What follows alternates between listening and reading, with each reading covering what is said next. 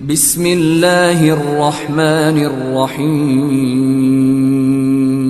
کریں اور عید کے دن خاص طور پر جو کام ہیں، جو سنتیں ہیں، وہ یہ کہ سب سے پہلے آپ کوشش کریں کہ جلد سے جلد عید کی نماز کے لیے پہنچیں، مسواک کر کے، اچھے کپڑے پہن کر کے، نئے کپڑے ہوں تو جی بسم اللہ، نہیں تو جو ہیں ان میں سے جو اچھے سے اچھا کپڑا ہو وہ آپ پہن لیں، اور کچھ کھا پی کر کے جانا زیادہ بہتر ہے۔ پیغمبر کریم صلی اللہ علیہ وسلم کوئی نہ کوئی میٹھی چیز کھا کر کے پھر مسجد یہ عید کے لیے نماز کے لیے نکلتے تھے۔ اس وجہ سے جو گھر میں میسر ہو، کھجور ہے یا کوئی بھی میٹھا پکا، وہ کھا کر کے جاؤ، اور خوشبو وغیرہ لگا کر کے ادب احترام کے ساتھ، ایک طرح سے باقاعدہ حدیث شریف میں آتا ہے کہ آپ کے چہرے سے خوشی کے آثار نمایاں ہونے چاہیے کہ اللہ تعالیٰ نے ہمیں اس امتحان کے اندر پاس فرمایا، کہ روزے کا حکم تھا، تراویح کا حکم تھا، ذکر و اذکار کا حکم تھا، گناہوں سے بچنے کا حکم تھا، اللہ کے فضل و کرم سے ہم کامیاب ہوئے، آج ہمارا خوشی کا دن ہے۔ اور حضرت سعید بن اوس رضی اللہ تعالیٰ عنہ سے روایت ہے کہ جب عید کا دن ہوتا ہے تو فرشتے آ کر کے راستے کے سرے میں کھڑے ہو جاتے ہیں، چوکوں پہ، چوراہوں پہ کھڑے ہو جاتے ہیں، اور وہاں باقاعدہ آوازیں لگاتے ہیں کہ آ جاؤ رب کریم کی طرف، آ جاؤ نماز عید کی طرف، آ جاؤ خوشی کے حاصل کرنے کی طرف، اللہ بڑا مہربان اور کریم ہے، آپ کو حکم دیا تھا کہ آپ رات کو نمازیں پڑھیں، آپ نے پڑھیں، آپ کو حکم دیا تھا دن کو روزے رکھے، آپ نے رکھیں، آج آپ کے لیے یہ جائزے کا دن ہے، انعام لینے کا دن ہے، آ جاؤ اللہ تعالیٰ سے انعام لینے کے لیے۔ کتنا بڑا اعزاز ہے۔ پھر جب آدمی وہاں ادب احترام کے ساتھ پورے نماز پڑھ لیتا ہے، خطبہ سن لیتا ہے، دعا میں شرکت کر لیتا ہے، پھر یہی فرشتے آواز لگاتے ہیں ابھی بخشے بخشائے جاؤ اپنے گھروں کی طرف، اللہ تعالیٰ نے تمہیں بخش دیا۔ اگر اللہ تعالیٰ کی طرف سے ہمارے لیے یہ فیصلہ ہو جائے، فرشتوں کی زبان یہ اعلان ہو جائے کہ تجھے معاف کر دیا، سبحان اللہ۔ اور جاتے وقت بھی آدمی اللہ اکبر اللہ اکبر، لا الہ الا اللہ واللہ اکبر، اللہ اکبر وللہ الحمد، یہ پڑھتا جائے۔ یہ بہت پیاری تسبیح ہے، کافی مرتبہ میں اس کا پس منظر آپ کو بتایا ہے، بس آپ الفاظ یاد کر لیں، بس اتنا سمجھیں کہ ہمارے نبی نے پڑھا ہے، اس وجہ ہم بھی پڑھتے ہیں۔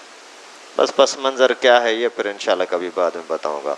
تو اللہ اکبر لا الہ الا اللہ واللہ اکبر، اللہ اکبر وللہ الحمد، یہ آدمی جائے تو بھی پڑھتا ہوا جائے، پھر واپسی آئے تو بھی پڑھتا ہوا آئے۔ باقی اس دن کے اندر رسموں کے پیچھے نہ پڑھو، بہتر ہے۔ رسم سے مراد یہ ہے کہ آپ کو نماز کی فکر نہیں ہے، دوستوں کی فکر ہے، وہ آ جائے پھر ساتھ جاتے ہیں مسجد میں تاکہ ہمارا بڑا لشکر قافلہ ہو کر کے جائے، یہ غلط چیزیں ہیں۔ آپ نماز کی طرف جلدی پہنچنے کی کوشش کریں، اگر سارے ساتھی آ گئے اور اکٹھے ہو کر کے نکلے اچھی بات ہے، کوئی بری بات نہیں ہے، لیکن ان کے انتظار میں اپنے آپ کو ثواب سے محروم نہ کرو، یا پھر اپنے جسم کو بنانے کے اندر، داڑھی مونچھ کاٹنے اور بنانے کے اندر اتنی دیر کر دی کہ وہ نماز کا ٹائم ختم ہو گیا، اندر جگہ ہی نہیں مل رہی، ابھی باہر روڈوں پر کھڑا ہونا پڑتا ہے، تو یہ بھی ادب کے خلاف ہے۔ باقی یہ جو عید کے دن ملنا ملانا ہوتا ہے یہ سنت نہیں ہے، لیکن ناجائز بھی نہیں ہے۔ اگر محبت کی خاطر دشمنی کو مٹانے کے لیے اگر ایک دوسرے کے ساتھ محبت پیدا کرنے کے لیے ملتے ہیں تو کوئی منع نہیں ہے، گلے ملو ٹھیک ہے، اگر ہاتھ ملاؤ تو بھی ٹھیک ہے۔ کبھی کبھار تو ایسا ہوتا ہے کہ ایک مسجد کے ساتھی ہیں، سال 2 سال تک ساتھ رہتے ہیں، کبھی ہاتھ ملانے کی توفیق نہیں ملتی، تو پھر اسی بہانے بھلا ملاقات ہو جاتی ہے تو بھی اچھا ہے۔ تو اور عید کے دن قبرستان میں جانا اگر رسم کی خاطر نہ ہو تو اچھی بات ہے، تاکہ اس خوشی کے اندر وہاں جا کر کے اپنے ماں باپ کو بھی کچھ نہ کچھ ایصال ثواب کر کے آ جاؤ۔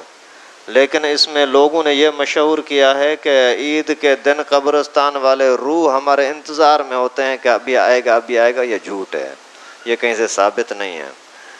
تو جانا بہتر ہے، اگر نہیں جا سکتے وہیں بیٹھے بیٹھے نماز پڑھی، وہیں دعا کر لیں، اللہ میرے ابو کو بھی بخش دے، میری امی کو بخش دے، ہمارے چچا ہیں، کزن ہیں، وہ فوت ہو گیا بیچارہ، ان کو معاف کر دیں، ان کی بخشش کر دیں، اس طرح سے دعائیں کریں، اچھی بات ہے۔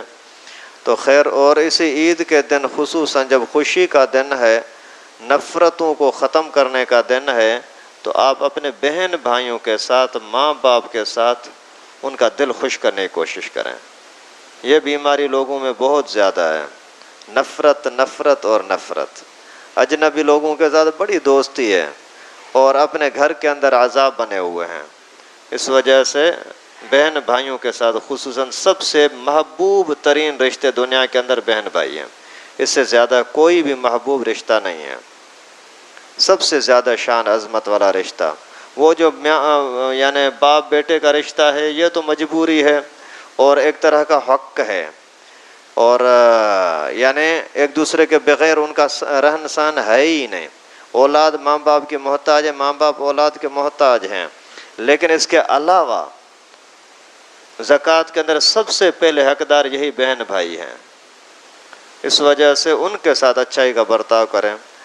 کسی زمانے میں ایک بادشاہ کے پاس 3 بندے قید ہو گئے، 3 مرد۔ ایک عورت آئی ان کو آزادی دلانے کے لیے سفارش لے کر کے، اور وہ تینوں پوچھا بادشاہ نے کہ یہ تیرے کیا لگتے ہیں؟ بولا ایک میرا بیٹا، ایک میرا شوہر، ایک میرا بھائی ہے۔ تو پوچھا کہ ابھی تو بتا، تو آئی ہے ہمارے پاس اس لیے کسی ایک کے حق میں تیری سفارش قبول ہے، ایک کسی کو بھی چھڑا لے، تیری مرضی ہے۔ تو اس نے بولا کہ میرے بھائی کو چھوڑ دو۔ تو بادشاہ کو بڑا جھٹکا لگا، بولا بھائی کماتا ہے دوسروں کے لیے، اس کی بیوی کہیں اور رہتی ہے، اس کے بچے کہیں اور رہتے ہیں، اس کا کمانا کھانا پینا سب کچھ الگ ہے۔ شوہر کے لیے سفارش کرتی، تیرا سہارا ہے، سارا کچھ کما کر کے تجھے کھلاتا پلاتا ہے۔ بیٹے کے لیے سفارش کرتی کہ بیٹا جگر کا ٹکڑا ہے۔ تو اسی عورت نے پیارا جواب دیا، بولا کہ میرے ماں باپ نہیں ہیں، ابھی اگر میرا بھائی فوت ہو گیا نا تو پھر دوسرا کوئی بھائی آ نہیں سکتا، اگر شوہر فوت ہو گیا تو دوسری شادی ہو سکتی ہے، دوسرا شوہر بن سکتا ہے، اگر بیٹا فوت ہو گیا تو پھر شادی تو ہے نا، اس وجہ سے دوسرا بیٹا بھی ہو سکتا ہے، اس وجہ سے اگر کسی ایک کو چھوڑتا ہے تو پھر میرے بھائی کو چھوڑ دے۔ تو اس بادشاہ نے اسی کی عقل مندی پر آ کر کے فیصلہ دیا کہ چلو تینوں کو میں نے آزاد کر دیا۔ تو بھائی بہن کا رشتہ بڑا عجیب ہوتا ہے، اور بھائی بہن اپنے ہوں یا اپنے ماں باپ کے بھائی بہن ہوں، ماں کا بھائی ہے آپ کا ماموں، باپ کا بھائی ہے آپ کا چچا، اس کا حق بھی بالکل باپ کی طرح ہے۔ پیغمبر کریم صلی اللہ علیہ وسلم کے پاس کوئی شخص آیا، حضرت والدہ کے فوت ہونے کے بعد میں اس کے ساتھ بھلائی کر سکتا ہوں؟ فرمایا کہ اپنی خالہ کے ساتھ کر، ماں کے بہن کے ساتھ۔ ابو کے فوت ہونے کے بعد فرمایا کہ ابو کے بھائی کے ساتھ بھلائی کر۔ تو چچا اور ماموں ان کا درجہ بھی، یا خالہ ان کا درجہ بھی اپنے ماں باپ کی طرح ہے۔ اس وجہ سے اگر کہیں چپکلش ہے تو خود جھک جاؤ، جا کر کے معافی مانگو، اللہ کے واسطے معاف کر دو۔ اور آج کل شیطان کا بڑا کام یہی ہوتا ہے، لڑانا، اس وجہ سے اپنے آپ کو لڑانے سے بچانے کی کوشش کریں۔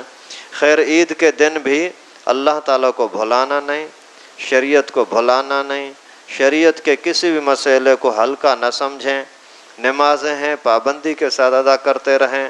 عید کے بعد بھی 2-3 دن تک آپ اللہ تعالیٰ سے دعائیں کرتے رہیں کہ اللہ یہ رمضان کی جو پریکٹس ہوئی ہے اسی ہی کے مطابق ہمیں آگے بھی چلنے کی توفیق نصیب فرما، تو انشاءاللہ اللہ تعالیٰ کی طرف سے برکتیں آئیں گی۔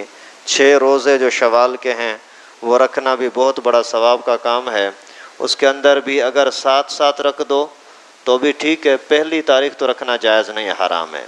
عید کے دن یہ اللہ کی طرف سے انعام کا دن ہے، خوشی کا دن ہے، ایک طرح سے مہمانی ہے، اس وجہ روزہ رکھنا بھی جائز نہیں ہے۔ اور عید کے نماز سے پہلے اشراق وغیرہ پڑھنا بھی جائز نہیں ہے، اس لیے کہ عید کے دن خوشی کا دن، روزہ رکھنا بھی منع، مہمانی ہے، اور سب سے بڑی عبادت عید کی نماز کی ہے، اس وجہ سے وہاں ہی جانے کی فکر کریں، نہ گھر کے اندر نہ مسجد کے اندر۔ اگر آپ کو نماز پڑھنی بھی ہے اشراق وغیرہ تو عید کے نماز کے بعد ویسے نوافل پڑھتے رہنا، اس دن اشراق یا چاشت وغیرہ، چاشت تو خیر بعد کی وہ پڑھ سکتے ہیں، اور پھر اللہ تعالیٰ سے زیادہ دعائیں کریں اللہ تبارک و تعالی سے دعا ہے کہ ہم سب کو دین کی صحیح سمجھ نصیب فرمائے۔ ابھی جو کچھ ہم نے اسی پورے مہینے کے اندر پڑھا سنایا، اللہ تعالیٰ اپنی بارگاہ میں قبول فرمائے۔ کوئی کمی کوتاہی رہ گئی، اللہ تعالیٰ معاف فرمائے۔